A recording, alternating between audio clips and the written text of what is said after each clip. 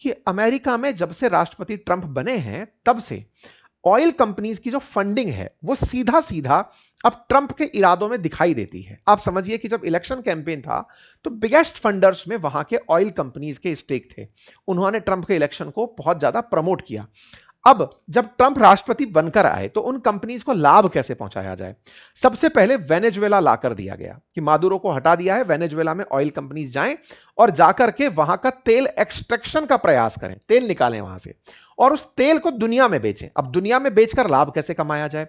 तो डिमांड पैदा की जाए। डिमांड कैसे पैदा हो सकती है? बोले रूस पर लगा दो सैंक्शन ताकि वो तेल ना बेचे। दूसरा, बचे रह गए ये सारे खाड़ी देश जहां से तेल निकलता है, सऊदी अरब से, कतर से, इन सब से। बोले इसका स्ट्रेट ऑफ हॉर्मुज में बहुत सारा मामला फैला दो। फैल गया सब मामला, तेल निकलने में दिक्कतें आना शुरू हो गई, दुनिया में डिमांड बहुत ज्यादा पैदा हो गई। डिमांड पैदा हो गई तो एकमात्र जिसके जहाज को ईरान भी निशाना नहीं बना पाएगा क्योंकि उसके पास इतनी ताकत है, दैट इज अमेरिका। अमेरिका के तेल को निकालकर अमेरिका अपने तेल को दुनिया भर के देशों में including Europe, Africa, Asia, India, China, जिसको भी बेचना है सबको बेचने की स्थिति में आ गया। कुल मिलाकर ट्रंप ने इस युद्ध से क्या कुछ अचीव किया? बिल्कुल। आपने पहले दुनिया को, ये वो वाली बात है कि मैं जब किसी से कंपटीशन करूं तो या तो मैं मेरी लाइन बड़ी करूं या दूसरे की लाइन को छोटा कर दूं, तो भी तो मेरी लाइन बड़ी हो सकती है। इन्होंने दोनों ही काम किए। इन्होंने पहले यूएन का, जो यूएन के अंदर पेरिस क्लाइमेट डील के अंदर एग्रीमेंट जो शामिल हुआ था, उससे खुद को बाहर निकाला। बोले मैं इसमें चक्कर में नहीं पड़ता, यूएनएफसीसी का मैं क्यों मानूं, पेरिस क्लाइमेट डील से मैं बाहर निकलता हूं। प्रदूषण खूब फैलाएंगे, प्रदूषण फैलाने के लिए पेट्रोल डीजल बेचेंगे, पर पेट्रोल डीजल मैं बेचूंगा तो ये तो सब बेचते हैं। बोले ठीक है, पहले रशिया पर प्रतिबंध लगाओ, तुम नहीं बेचोगे, उसके बाद में मिडिल ईस्ट के हालात खराब कर दो, वो तेल नहीं बेच पाएंगे, उधर वेनेजुएला पर कंट्रोल कर लो, उसका तेल भी हम ही बेचेंगे। तो कुल मिलाकर एक बहुत बड़े, मतलब आप समझिए कि पूंजीपति और एक बहुत बड़े उद्योगपति और एक बहुत बड़े व्यापारी के रूप में अमेरिका ने डिमांड भी खुद, जैसे अपन लोग पढ़ते हैं ना ड्रेन ऑफ वेल्थ, कि भारत से कच्चा माल ले जाकर पका माल बनाकर ब्रिटिशर्स भारत में भेजते थे और हमको गरीब बनाया। ऐसे आने वाले समय में ट्रंप की इस थ्योरी को पढ़ा जाएगा कि ट्रंप ने पहले माहौल बनाया, माहौल बना करके कि लो सब फोड़ ताड़ दिया है, अब मेरा माल बिकेगा, बढ़िया पैसे कमाएंगे। ठीक है साहब, हो गया। तो ट्रंप ने कुल मिलाकर के अपनी तरफ से यह कह दिया। अब लेकिन सवाल वहीं खड़ा है साहब, ऐसे तो फिर सब लोग बात कर लेंगे, ईरान से बातचीत हो जाएगी, बातचीत हो जाएगी तो सब धीरे धीरे स्ट्रेट ऑफ हॉर्मुज खुल जाएगा। ट्रंप के कारण ही तो हो सकता है ईरान नहीं खोल रहा हो, बाकी देशों के प्रभाव में खोल दे। तो इसके पीछे का तथ्य समझते हैं। देखो, ट्रंप कह रहे हैं कि वो जा रहे हैं बिल्कुल वैसे ही जैसे उन्होंने कहा था कि मैं 48 घंटे में इनके पावर प्लांट पर हमला कर दूंगा। नहीं किए, क्योंकि ईरान धमका दिया कि हम आपके पैरेलल जितने भी डिसैलिनेशन प्लांट हैं उन पर हमला कर देंगे। खुद ने कहा कि 5 दिन का सीज फायर कर रहा हूं, 23 मार्च को किया। 23 मार्च के बाद में 27 मार्च को फिर आए कि मैं 10 दिन का सीज फायर कर रहा हूं, लेकिन सीज फायर हुआ नहीं। मतलब अमेरिका ने उस पूरे सीज फायर की कहानी को एक मजाक के रूप में रखा। अमेरिका ने इस्फहान पर हमला कल किया, वो मैंने आपको दिखाया। यानी एक तरफ से सीज फायर चल रहा है और दूसरी तरफ हमले चल रहे हैं। इसका मतलब इनकी बातों में कुछ भी तर्क नहीं है।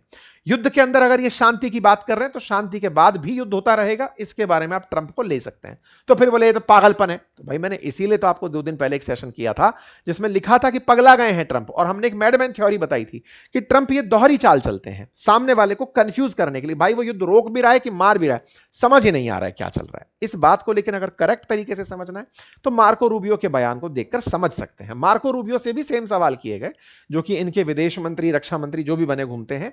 पीटर हेगसेथ रक्षा मंत्री हैं, ये स्टेट मिनिस्टर हैं, गृह मंत्री और विदेश मंत्री की तरीके से रहते हैं।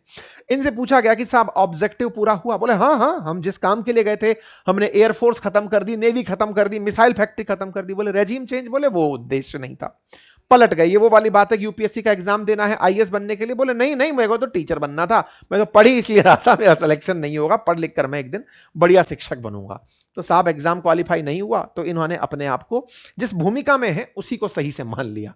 इन्होंने कहा कि अगर गलती से ऐसा है कि कल को ईरान कहता है कि मैं पड़ोसियों के कमजोर केंद्रों को निशाना बनाऊंगा तो अमेरिका ध्यान रख लेगा। कुल मिलाकर के अब ये पूरी तरह से परेशान इस बात को लेकर हो रहे हैं कि हमने बहुत कुछ किया लेकिन दुनिया हमारे काम को रिकॉग्नाइज नहीं कर रही है। लोग जितने भी हैं वो हमें रिकॉग्नाइज नहीं कर रहे हैं। इनसे किसी आप ही की तरह लोगों में से सवाल उठ गया कि सरकार एक बात बताइए। अच्छा, अमेरिकियों की एक खासियत यह है कि सवालों का जवाब देने से नहीं हटते। आप जो पूछोगे जवाब दे देंगे, इन्हें फर्क नहीं है। जैसे कई जगह आपके दिमाग में एक पिक्चर रहती है ना कि यार ये तो हम अपने राजनेताओं से पूछ ही नहीं सकते, इनसे आप जो चाहो पूछ लो। इनसे पूछा, वो भैया वो Kim Jong Un north Korea वालों के बारे में क्या ख्याल? बोले वो अच्छा आदमी है। ईरान बेकार आदमी। बोले वो अच्छा आदमी कैसे? बोले उसके पास न्यूक्लियर बम भी है, उसके बावजूद कभी उसने अमेरिका मुर्दाबाद, इजराइल मुर्दाबाद नहीं किया। Death to America, death to Israel कभी नहीं किया। ईरान वाले करते थे, इसलिए पनिशमेंट पाए। तो भाई अब आपके दिमाग में रहना चाहिए कि अमेरिका की नजर में न्यूक्लियर बम रखने वाले भी अच्छे हो सकते हैं। नॉर्थ कोरिया के दिन बढ़िया चलकर आ गए। खैर, किम जोंग इनके बारे में, नॉर्थ कोरिया के बारे में जो भी इनके स्टेटमेंट रहे हों, कुल मिलाकर ये अपनी पूरी ईरान की प्रक्रिया को अपनी सफलता के रूप में बताते हैं। ओके, इसके बाद में आगे की क्या कहानी है? आगे की कहानी कुछ इस प्रकार से है कि कल हमने आपको जानकारी दी थी कि अमेरिका प्लानिंग कर रहा है कि वो युद्ध में अपने सैनिक उतारेगा। क्या वाकई में उतारेगा?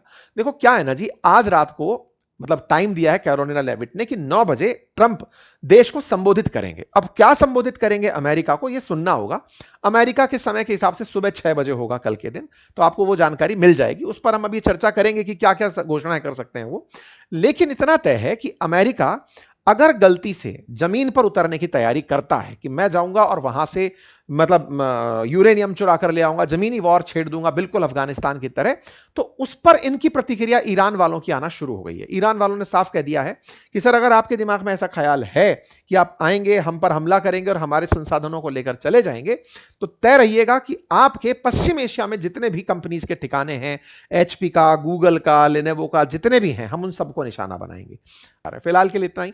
अपना ख्याल रखें और बाकी जाकर के कमेंट बॉक्स में लिंक दिया हुआ है, कम्युनिटी ज्वाइन कर लीजिए अगर आप वेबिनार के माध्यम से फ्री में अपनी वेबसाइट बनाना सीखना चाहते हैं वाइब कोडिंग से। धन्यवाद।